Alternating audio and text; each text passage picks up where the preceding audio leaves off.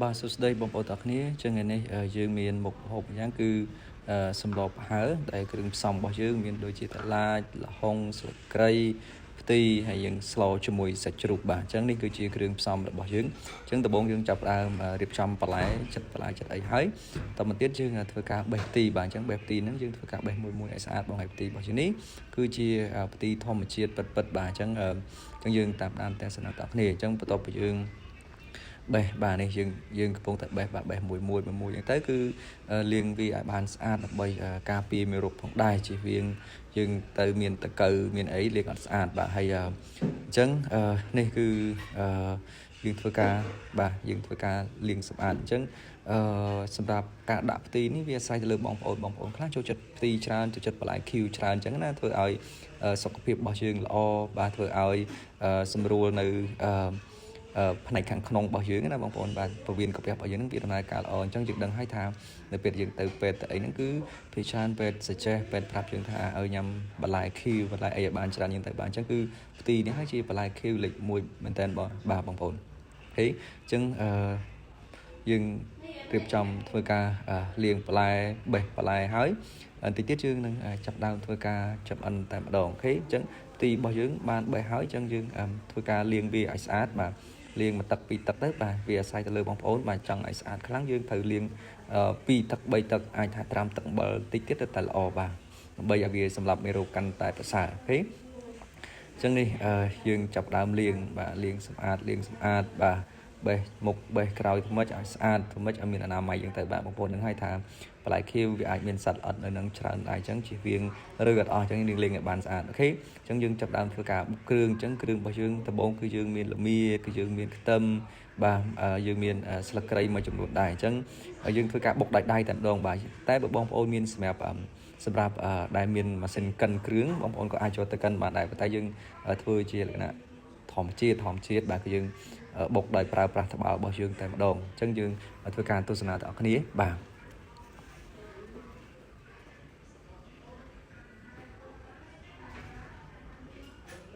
ចឹងឥឡូវនេះទឹកយើងដែលយើងដាំមិញគឺពុះហើយអញ្ចឹងបន្ទាប់ពីទឹករបស់យើងពុះយើងធ្វើការដាក់ប្រហុកចូលបាទឬក៏យើងហៅថាចិញ្ច្រំប្រហុកបាទយើងយកតែរសជាតិរបស់វាទេយើងអត់ដាក់ទាំងអស់ទេបាទយើងធ្វើម៉េចច្បល់វាយកតែរសជាតិទេអញ្ចឹងបន្ទាប់ពីយើងធ្វើការជ្រុំប្រហុកហើយបាទយើងលើកប្រហុកចេញតែម្ដងអូខេអញ្ចឹងប៉ុណ្ណឹងបានហើយអញ្ចឹងបងប្អូនខ្លះត្រូវការប្រហុកចាស់ប្រហុកខ្ចីទៅតាមហ្នឹងទៅតាមតម្រូវការរបស់យើងអញ្ចឹងទៅអូខេបន្តមកទៀតយើងធ្វើការដាក់ស្លឹកគ្រៃបន្ទាប់ពីយើងធ្វើការដាក់ស្លឹកគ្រៃហើយយើងធ្វើការបង់សាច់ជ្រូកនេះអញ្ចឹងសាច់ជ្រូកនេះវាអាស្រ័យទៅលើបងប្អូនសមាជិកតិចឬក៏ច្រើនអញ្ចឹងណាបាទអញ្ចឹងសម្រាប់ខ្ញុំដាក់2ខាំបាទសាច់ជ្រូក2ខាំគ្រួសារតូចមួយបាទអញ្ចឹងយើងឲ្យវារៀងឆ្អិនសាច់បន្តិចទៅដើម្បីឲ្យសម្រាប់មេរោគផងដែរអញ្ចឹងយើងសាច់ជ្រូកយើងធ្វើការឆ្អិនខ្លាំងបងប្អូនបាទយើងធ្វើការឆ្អិនខ្លាំងហើយអញ្ចឹងយើងទុកវាមួយផ្លែតទៅដើម្បីឲ្យទឹកយើងពុះអីសាច់ថ្មីទៅអញ្ចឹងយើងមានបន្ថែមម្សៅស៊ុបយើងបន្ថែមស្ករសគ្រឿងក្រៅបងប្អូនម្សៅស៊ុបស្ករសហើយដូចគ្នាដែរបើបងប្អូនត្រូវការផ្អែមថែមស្ករបន្តិចទៅតែបើយើងដាក់ស្ករត្នោតក៏ល្អដែរបងប្អូនបាទត្រូវការស្ករត្នោតបាទតែបើបងប្អូនមានស្ករត្នោតទេយើងអាចដាក់ស្ករសបានដូចគ្នាបាទអញ្ចឹងអាពពុះនៅពីខាងលើនេះយើងគួរតែដួសវាចេញទៅបាទវាអត់សូវល្អទេយើងទុកថាទឹកខាងក្នុងបានហើយឥឡូវនេះគឺទឹកស្លយើងបានពុះភាសាទៀតហើយអញ្ចឹងយើងធ្វើការបង់បន្លែចូលគឺយើងមានតឡាចយើងមានល្ពៅបាទអញ្ចឹងនៅពេលដែលយើងដាក់ទៅហើយបន្តមកទៀតយើងធ្វើការរំងាស់បាទយើងធ្វើការរំងាស់ឲ្យតឡាចរបស់យើងបន្លែរបស់យើងនឹងឲ្យវាឆ្អិនបងប្អូនអញ្ចឹងនេះយើងដាក់គ្រឿងទៅបាទសំទោសឲ្យយើងដាក់បន្លែទៅបាទហើយយើងឲ្យវាពុះភាសាទៀតនឹងយើងធ្វើការបន្ថែមនៅបន្លែមួយចំនួនទៀតបាទបន្ថែមបន្លែមួយចំនួនហ្នឹងគឺបន្លែដែលអត់ត្រូវការរងាស់ហើយបន្លែពីរប្រភេទដែលយើងដាក់មិញគឺត្រូវការរងាស់គឺតឡាចហើយនិងល្ពៅអញ្ចឹងឲ្យវាពុះឲ្យវារៀងយូរតិចទៅដើម្បីឲ្យវាឆ្អិនបានល្អបាទហើយបងប្អូនអាទឹកខាងលើអាពពុះវាហ្នឹងយើងបើអាចយើងដួសវាចេញទៅបាទយើងដួសវាចេញទៅយើងបាច់ប្រើប្រាស់វាទេហើយបងប្អូនមើលទៅបន្លែរបស់យើងគឺអត់តន់ឆ្អិនទេអញ្ចឹងបានថាប្រភេទបន្លែណាដែលវាត្រូវការរងាស់យើងត្រូវការដាក់វាមុនអញ្ចឹងណាហើយយើងរងាស់វាឲ្យផុយបានល្អហើយចាំយើងដាក់បន្លែដូចជាផ្ទីត្រពាំងអីមួយចំនួនទៀតដែលវាឆាប់នឹងផ ផុយឆាប់នឹងឆ្អិនយើងចាំដាក់វានៅពេលដែលសម្លយើងចិត្តឆ្អិនអូខេអញ្ចឹងមើលសម្លរបស់យើងគឺពុះកក្រិចហើយបាទអញ្ចឹងយើងអាចកូរវាទៅដើម្បីឲ្យអាបន្លែនៅខាងលើចុះទៅក្រោមដើម្បីឲ្យវាឆ្អិនស្មើសាច់បាទអញ្ចឹងយើងទុកវាបន្តិចទៀតទៅដើម្បីឲ្យវាផុយកាន់តែខ្លាំង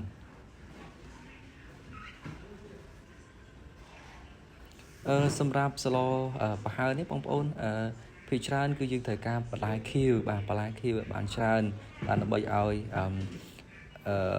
វាមានរសជាតិកាន់តែឆ្ងាញ់បាទហើយសម្រាប់សាច់ជ្រូកបងប្អូនមិនទិញសាច់សុទ្ធទេគឺបងប្អូនអាចរកសាច់3ជាន់ណាបាទដែលមានខ្លាញ់តិចៗដែលមានស្បែកតិចដែលមានសាច់តិចៗទៅ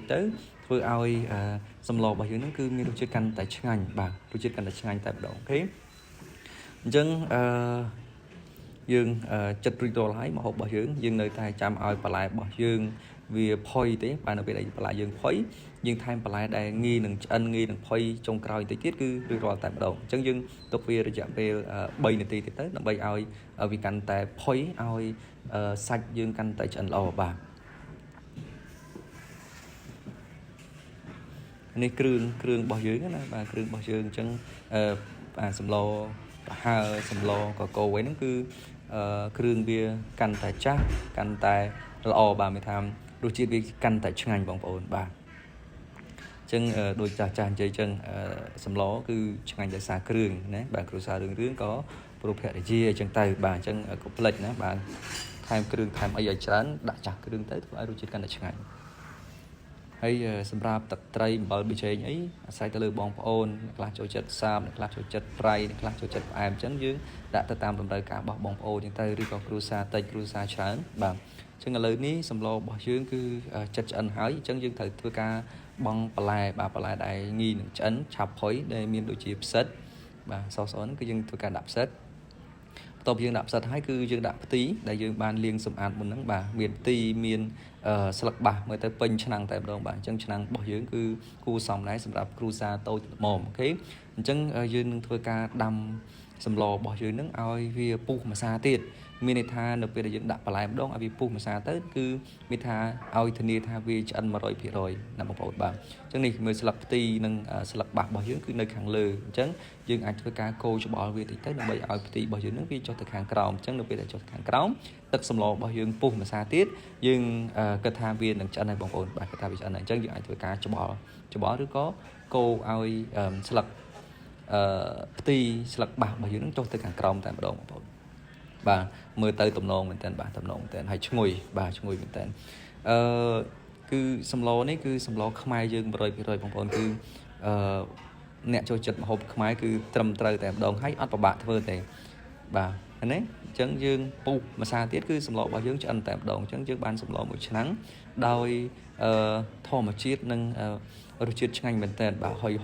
យចេះបងប្អូនអើយឆ្ងាញ់មែនតើហើយញិចម្ទេសបន្តិចទៅគឺធ្វើឲ្យរសជាតិនៃអាហាររបស់យើងនឹងគឺកាន់តែឆ្ងាញ់តែម្ដងអូខេអញ្ចឹងអរគុណបងប្អូនសម្រាប់